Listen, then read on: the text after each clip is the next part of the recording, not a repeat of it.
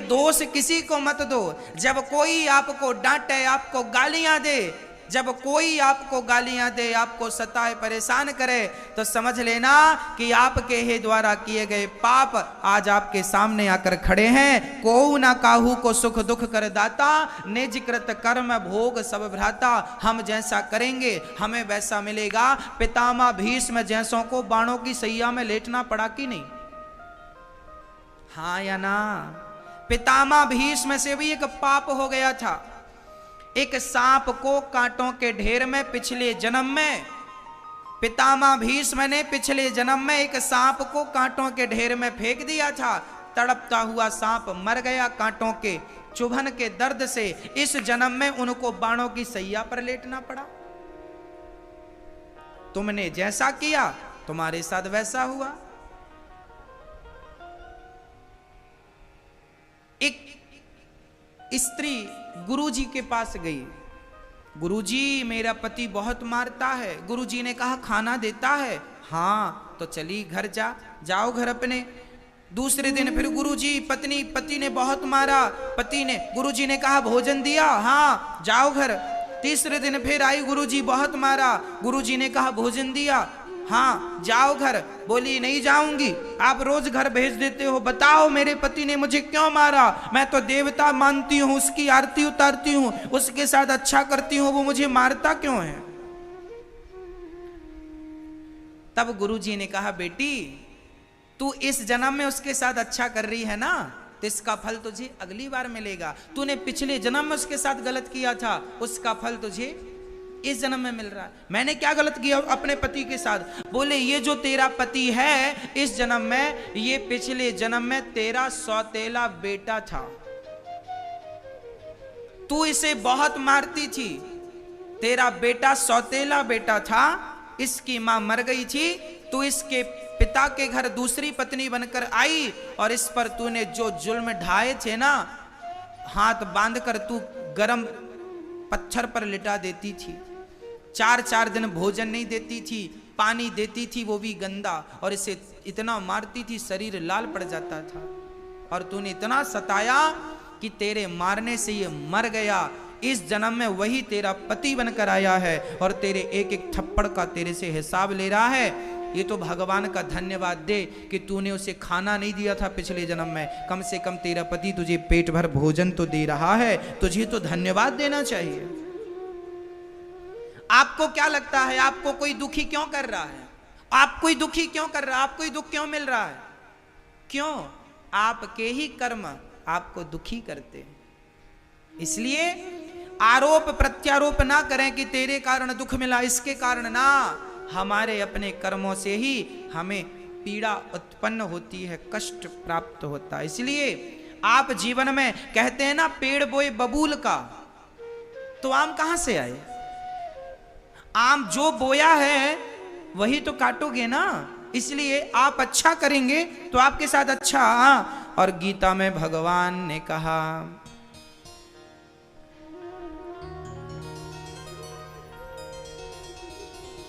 लेके खाली हाथ आए, लेके खाली हाथ आए, जो लिया यहीं से लिया। जब आपका जन्म हुआ था तो आप अपनी पत्नी लाए, पुत्र लाए, परिवार लाए, कुछ नहीं, सब यहीं मिला। और जो यहां मिला है सब यहीं के लिए मिला है, यहां से आगे के लिए कुछ नहीं है। ये पत्नी कौन है?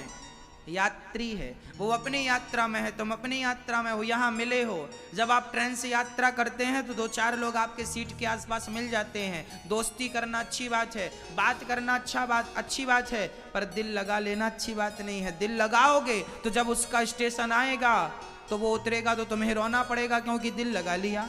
और दिल नहीं लगाया तो फिर बहुत लोग उतर रहे हैं, कौन रो रहा है? तो आप भी पत्नी में दिल ना लगाएं, पुत्रों में दिल ना लगाएं, दिल भगवान में लगा लें। हाँ जी, हाँ, हम सब यात्री हैं, हम सब परदेसी हैं। एक दिन अपने देश को जाना पड़ेगा। परदेसियों से ना अखियां मिलाना, आपकी पत्नी परदेसी है और आपका पति भी परदेसी है। एक दिन वो अपने रास्ते जाएगी, तुम अपने रास्ते जाओगे। परदेसियों से ना अखियां मिलाना, परदेसियों को है एक दिन जाना, परदेसियों से ना अखियां। हम सब परदेसी हैं और इनसे प्रेम करोगे तो सिर्फ रोना मिलेगा। हाँ मैया जी, आप लोग ना नाती मेरा नाती मेरा नाती, बूढ़ी बूढ़ी माँ इस चक्कर में नहीं मरती कि मैं मर गई तो मेरे नाती का ख्याल कौन रखेगा। अरे तुम मरो, वो पल बढ़ जाएगा, तुम परेशान मत हो। ये माताएं भी कहाँ कहाँ दिमाग लगाती है। हम तो चले परदेस, हम परदेसी हो गए, छूटा अपना देश, हम परदेसी हो गए। ये गलियां पथ पनघट ये पंछी, बरसों पुराना बरसों पुराना। कल तक थे सब अपने, अब लगता है बेगाना, बदला जग ने भेष, बदला जग ने भेष, हम परदेसी हो गए। हम सब परदेसी, आज ना सही यात्रा पूरी होनी ही है। इसलिए आप किसी से दिल ना लगाएं, दिल भगवान में लगाएं, मन भगवान में लगाएं। जितना लगाना था दुनिया में लगा दिया, बस करो भाई, कितना लगाओगे। हाँ, बचा हुआ समय जीवन भगवान में लगा लो, नहीं तो खाली हाथ रह जाएगा। मीराबाई कहती हैं राम नाम का धन पालो। और हम एक बार हमारे एक गुरुजन कथा में सुना रहे थे, उन्होंने कहा एक माँ कथा में आई, उन्होंने अपने बारे में बताया। एक मैया को सपना आया, उस माँ का कोई नहीं था, कोई नहीं था। उस माँ को एक सपना आया कि तू मर गई है और तेरा सारा धन लोग लूट रहे हैं। सच्ची बात तो यह है कि आपके मरने का इंतजार कर रहे हैं लोग, कब आप मरें और कब आपके धन को लोग लूटें। आप माताएं वो मोटी मोटी चांदी की पाँव में पहनती ना, पुराने जमाने की माताएं। हाँ, यदि दो बहुएं हैं ना तो दोनों की नजर रहती है। सारी बहुओं के बारे में नहीं बोल रहा हूं, पर बहुत सारी बहुएं नजर रखती हैं। सास ये दोनों हमें दे जाए तो बढ़िया काम बने, और या फिर दोनों बहुएं बांट लेती हैं कि एक पांव का तुम रख लेना, एक पांव का हम। एक बार तो सास मर गई और पांव में मोटी मोटी चांदी की वही पड़ी थी, अब लगे उतारने, उतरे ही ना। इस चक्कर में अर्थी रुक गई, यात्रा रुक गई। रुको भाई, अभी पांव की वो उतार तो लें। किसी ने कहा अब यहां देखो उतर नहीं रहे हैं, तो एक काम करो, जब सांस जल जाएगी तो बच जाएगा तो उठा के ले आना। क्या करोगे, उतर ही नहीं रही, पांव तो काट नहीं सकते। उतरी नहीं साहब, ऐसा लॉक लगाया था। तो फिर वो शमशान से वापस लाई गई। तो दुनिया तो शमशान में भी तुम्हारा कोई सोना चांदी रह जाए तो लोग वहां से भी उठवा लेते हैं। इसलिए जो है आपके पास उसका अपने हाथ से दान पुण्य कर दीजिए, अर्थात सदुपयोग कर दीजिए। एक मैया ने सपना देखा कि मैं मर गई तो सब लोग लूट रहे हैं। सवेरे जागी तो उसने खूब दान पुण्य करना शुरू किया। सबसे बड़ा दान क्या है? अन्नदान। आपने दान किया रोटी, तो आपकी रोटी कोई खाएगा, उसके पेट पे वो रोटी जाएगी और वो भगवान का नाम जपेगा तो उसके द्वारा जपा हुआ नाम वो आपको फल देगा, क्योंकि आपकी रोटी अभी उसके पेट में है। भगवान ने अजामिल के बाद चित्रकेतु नाम का वो राजा, जिसका अज्ञान उनके ही पुत्र ने दूर किया, वही वृत्तासुर बने और आज इंद्र के हाथों मुक्ति हुई। एक बार भगवान की भक्ति प्रहलाद जी ने की। प्रहलाद जी बहुत छोटे थे। जब जब हो ये धर्म की हानि, बाढ़ असुर अधम अभिमानी। तब तब धरी प्रभु विविध शरीरा। यदा देवेषु वेदेषु गौसु विप्रेषु साधुषु धर्मे मयि च विद्वेषः सवा आयु विनश्यति। भगवान तब तब अवतार लेते हैं जब जब भक्तों पर कोई अत्याचार करता है। प्रहलाद नाम के एक बहुत अच्छे भक्त थे। छोटी सी उम्र थी, 5 वर्ष की एज थी। इनके दुश्मन कोई बाहर के लोग नहीं थे, इनके दुश्मन स्वयं के पिता थे। पिताजी कहते तुम भक्ति क्यों कर रहे हो, तुम्हारा तो मैं ही भगवान हूं। तब प्रहलाद जी समझाते पिताजी आपने अहंकारवश अपने आप को भगवान माना है, आप हैं नहीं, भगवान तो भगवान है। प्रहलाद जी बहुत समझाते। हिरण्यकश्यपु बहुत बिगड़ गया। हिरण्यकश्यपु ने प्रहलाद को अब मारने का षड्यंत्र चालू कर दिया कि ये तो मेरी थू थू करवा रहा है समाज में, सब मेरे डर से मेरी भक्ति कर रहे हैं और मेरा ही बेटा भगवान में लगा है। अच्छा, हिरण्यकश्यपु भगवान को दुश्मन मानता था। आज भी समाज में ऐसे लोग मिल जाएंगे आपको, हिरण्यकश्यपु जैसे, जो भगवान को नहीं मानते और भगवान की निंदा करते हैं, बुराई करते हैं। परंतु आपको प्रहलाद बनना है। कितना भी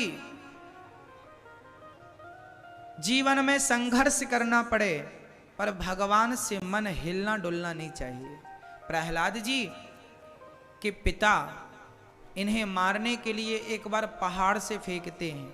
बहुत ऊंचाई से प्रहलाद को फेंक दिया। जब प्रहलाद को फेंका पहाड़ से, तो प्रहलाद कहते हैं पिताजी से, पिताजी जिस भगवान ने मां के गर्भ में मरने नहीं दिया, यदि वो बचाएगा तो पहाड़ से फेंक दो, वो चाहेगा तो मरूंगा नहीं। फेंक दिया। भगवान ने अपनी गोद में प्रहलाद को धारण कर लिया। कई बार आप भी मरते मरते बचते हैं। हाँ, मर ही क्यों नहीं गए, बचे क्यों? कारण था आपने जीवन में कभी कोई पुण्य किया होगा, आज वो पुण्य आपके आड़े आ गया, अर्थात उसने आपकी रक्षा की। हाँ, प्रहलाद जी की भक्ति भला कैसे मरने देती। हिरण्यकश्यपु की एक बहन थी, नाम था होलिका। उसे वरदान था कि आग जलाएगी नहीं। उसे वरदान इसलिए दिया था कि कोई आग में जल रहा हो तो तुम उसे बचा लेना, पर इसने अपने वरदान का दुरुपयोग किया। प्रहलाद को गोद में लेकर बैठ गई। पर जब भक्त की भक्ति पक्की होती है ना, तो होलिका जिसे ना जलने का वरदान था, जब उसने अपने पराक्रम का दुरुपयोग किया तो वही आग उसे जलाकर भस्म करती है। और प्रहलाद जी बच गए। आज भी होली का त्योहार मनाकर हम प्रहलाद का दर्शन करते हैं। ये छोटी सी कथाएं, छोटी छोटी चर्चाएं हमें क्या समझा रही हैं? हमें यह कह रही हैं कि सुनो, समय कितना भी विषम क्यों ना हो, पर भगवान में विश्वास एक बार बना तो फिर टूटना नहीं चाहिए। कोई आग में भी हमें फेंक दे तो विश्वास ना टूटे। कोई पहाड़ से फेंक दे, कोई हमसे कहे कि तुम भगवान का नाम छोड़ दो, भगवान की कथा सुनाना छोड़ दो, भगवान से विश्वास करना छोड़ दो, भगवान से प्रेम करना छोड़ दो, हम तुम्हें ये देंगे, तो क्या आप छोड़ सकते हैं? हाँ, किसी भी हाल में भगवान की भक्ति ना छूटे। प्रहलाद को फेंक दिया, पर प्रहलाद ने छोड़ा नहीं, सांपों के बीच में रखा। प्रहलाद जी ने भजन नहीं छोड़ा।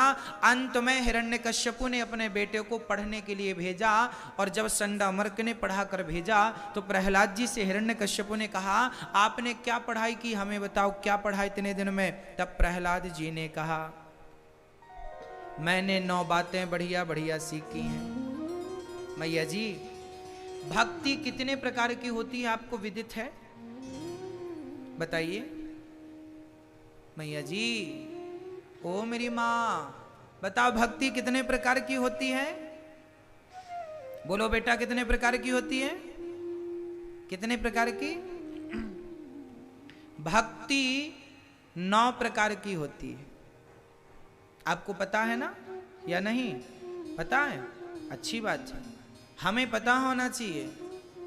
आज आप लोग अपने बच्चों को बताते नहीं हैं अपने धर्म के बारे में, ना तो गीता के बारे में कुछ बताते, ना तो रामायण के बारे में। जब बताएंगे ही नहीं तो संस्कार कहां से बनेंगे? पहली भक्ति क्या है? श्रवणम, कथा सुनना। 9 भक्ति है, 9 में से पहली भक्ति है कथा सुनना। जब कथा सुनेंगे तो भगवान से प्रेम होगा, प्रेम होगा भगवान से, उसके लिए कथा सुनना आवश्यक है। पहली भक्ति कथा श्रवण करना। दूसरी भक्ति कीर्तन करना। श्रवणम कीर्तनम। आप कथा सुनिए और घर पे आधा घंटा रोज कीर्तन करिए। अच्छा, आप में से कितने घरों में रोज कीर्तन होता है? बताइए, कितने घरों में रोज कीर्तन होता है? हमें बताइए। आप मैया जी, आपके घर में कीर्तन होता है? नहीं होता आपके घर में? दादाजी, आपके घर में होता है? नहीं। क्यों नहीं करते? आप पूजा करते हैं। पूजा अलग है, कीर्तन अलग है। पाठ पूजा अलग, पाठ अलग, अर्चन अलग, बंदन अलग, कीर्तन अलग, सब्जेक्ट ही अलग है। 9 भक्ति कौन कौन सी हैं? बहुत ध्यान से। यही भक्ति शबरी ने, राम ने शबरी से यही बातें कही थी। आपके घर में रोज कीर्तन होना आवश्यक है। आप लोग भजन और कीर्तन, भजन अलग विषय है। कई लोग ना भजन गाते हैं। भजन अलग है और कीर्तन अलग है। भजन क्या है और कीर्तन क्या है, मैं दोनों आपको बताऊं। जैसे हम लोग गाते हैं ना, हम लोग गाते हैं, कुछ भी भजन गाते हैं, राधे राधे जप चले आएंगे बिहारी। हाँ, हम लोग कोई भी भजन गा लेते हैं। सीताराम सीताराम सीताराम कहिए, जाहि विधि रखे राम ताहि विधि रहिए।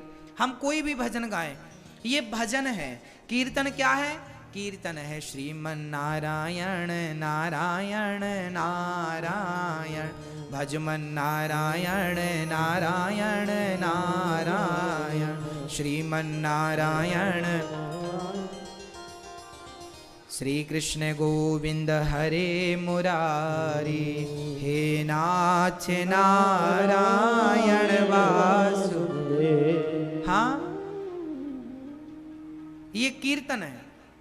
तो भजन भी गाएं पर कीर्तन करें घर में। कीर्तन रोज आधा। चैतन्य महाप्रभु क्या करते थे? हरे राम राम राम हरे हरे, हरे कृष्ण कृष्ण कृष्ण हरे। यही तो महाकीर्तन करते थे। हनुमान जी क्या करते थे? श्री राम जय जय राम, श्री राम जय राम। हनुमान जी यही गाते हैं, श्री राम जय। नारद जी क्या करते हैं? श्रीमन नारायण। अर्जुन जी क्या करते हैं? श्री कृष्ण गोविंद हरे मुरारी, हे नाथ नारायण वासुदेवा। ये कीर्तन करते हैं। आपके घर में यदि नित्य प्रति कीर्तन होता है तो गारंटी हम लेते हैं कि आपके घर में कभी कभी कभी कलयुग प्रवेश नहीं करेगा। घर में कभी अशांति नहीं होगी, कभी कोई बात बिगड़ेगी नहीं, और घर में आनंद का, समृद्धि का माहौल रहेगा। ना तो धन आने में कोई कमी होगी, ना सुख शांति और समृद्धि में कोई कमी होगी। अच्छा, मुझे एक बात बताओ, आप रास्ते से जा रहे थे, तभी आपको मन हुआ कि रुकना है। गर्मी थी, चारों तरफ धूप थी, आगे एक आम का पेड़ था, बढ़िया छाया थी। आप कहाँ खड़े होना पसंद करेंगे? धूप में या छाया में? छाया में, स्वाभाविक सी बात है। अच्छा, छाया में जब खड़े होते हैं ना, तो छाया में गर्मी का प्रभाव कम होता है, धूप में गर्मी का प्रभाव ज्यादा होता है। उसी प्रकार जहां जहां निंदा है, चुगली है, जुआ है, शराब है, कपट है, छल है, निंदा, दुनिया की बकवासें हैं, वहां कलयुग का प्रभाव ज्यादा है। पर जहां भगवान का नाम और भगवान का कीर्तन है, भगवान की कथा है, वहां कलयुग का प्रभाव वैसे ही कम है जैसे पेड़ की छांव में गर्मी का प्रभाव कम है। गर्मी के समय आप अपने कमरे में एसी चालू करके पड़े हैं तो आपके कमरे में तो गर्मी का कोई प्रभाव नहीं होगा। टेम्परेचर कम कर लेंगे तो और कंबल ओढ़ना पड़ जाएगा नवतपा में भी। गर्मी का प्रभाव वहां है जहां एसी की हवा नहीं है। जहां एसी की हवा है वहां गर्मी का कोई प्रभाव नहीं। उसी प्रकार जहां कीर्तन की हवा है वहां कलयुग का कोई प्रभाव नहीं पड़ता। आप कलयुग के प्रभाव से बच सकते हैं, आप दुनिया की नेगेटिविटी से बच सकते हैं यदि रोज कीर्तन करते हैं तो। इसलिए हम सनातनियों के घर में रोज कीर्तन होना अति आवश्यक है। आधा घंटा, 1 घंटा समय निकालकर खूब प्रेम से भगवान का नाम जपो। कथा सुनना पहली भक्ति है, कीर्तन करना दूसरी भक्ति है। श्रवणम कीर्तनम विष्णु स्मरणम, भगवान का स्मरण करना तीसरी भक्ति है। भगवान की तीसरी भक्ति क्या है? स्मरण। आप भगवान का स्मरण करते हैं कि नहीं? जैसे एक पत्नी जब शादी होकर वो ससुराल जाती है और वापसी आती है 4 दिन, 6 दिन, 1 हफ्ते में, तो वो पत्नी काम घर का करती है पर काम करते करते वो किसी को याद करती है। आप बता सकते हैं किसको याद कर रही है वो? मैया, आप जब पहली बार ससुराल आई और जब वापस मायके आई तो मायके में रहकर आप काम करती थी, पर काम करते समय आपको किसकी याद ज्यादा आती थी? बताओ बताओ, किसकी याद आती थी? किसकी? मैया जी, किसकी? पति की।